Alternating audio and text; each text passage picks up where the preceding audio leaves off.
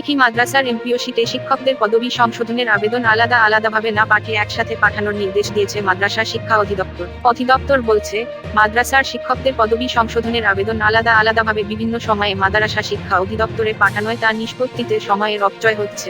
এছাড়া আলাদা আলাদা আবেদন পাঠানোয় বিভিন্ন তথ্য নিশ্চিত হতেও অধিদপ্তরের কর্মকর্তাদের ভোগান্তিতে পড়তে হচ্ছে। তাই সব মাদ্রাসাকে এমপিও শীটে শিক্ষকদের পদবি সংশোধনের আবেদন একত্রে পাঠানোর নির্দেশ দিয়েছে মাদ্রাসা শিক্ষা অধিদপ্তর। বৃহস্পতিবার মাদ্রাসা শিক্ষা অধিদপ্তর থেকে এমপিওভুক্ত সব মাদ্রাসার সুপার ও অধ্যক্ষকে এই নির্দেশনা দিয়ে চিঠি পাঠানো হয়েছে।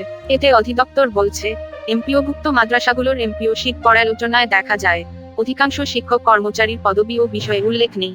বিভিন্ন মাদ্রাসা থেকে এমপিও শীটের পদবি ও বিষয়বিহীন সব শিক্ষক কর্মচারীর আবেদন একত্রে না পাঠিয়ে ভিন্ন ভিন্নভাবে পদবি ও বিষয় সংযোজন বা সংশোধনের আবেদন অধিদপ্তরে পাঠান।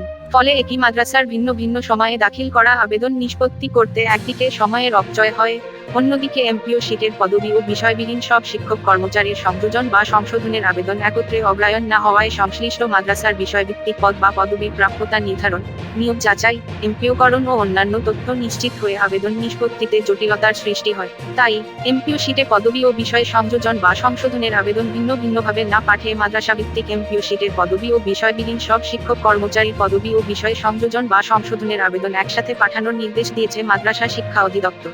এমপিভুক্ত মাদ্রাসাগুলোর এমপিও শীটে শিক্ষক কর্মচারীদের পদবি ও বিষয় সংযোজন বা সংশোধনের জন্য সংশ্লিষ্ট পদ ও বিষয় পত্রিকার বিজ্ঞপ্তির কপি, নিয়োগ বোর্ডের সুপারিশ ও ফল, গভর্নিং বডি বা ম্যানেজিং কমিটির অনুমোদন, নিয়োগপত্র, যোগদানপত্র, পদবি ও বিষয় সংশ্লিষ্ট একাডেমিক ও পেশাগত সনদ, মাদ্রাসার হালনাগাদ শিক্ষক কর্মচারীর তালিকা ও বেতন বিলের কপি, সংশোধন বিষয় গভর্নিং বডি বা ম্যানেজিং কমিটির রেজুলেশন, প্রয়োজনীয় আনুষঙ্গিক কাগজপত্র সত্যায়ন করে একত্রে জেলা শিক্ষা অফিসার বা উপজেলা মাধ্যমিক শিক্ষা অফিসারের মাধ্যমে মাদ্রাসা শিক্ষা অধিদপ্তরে পাঠাতে বলা হয়েছে অধ্যক্ষ ও সুপারদের।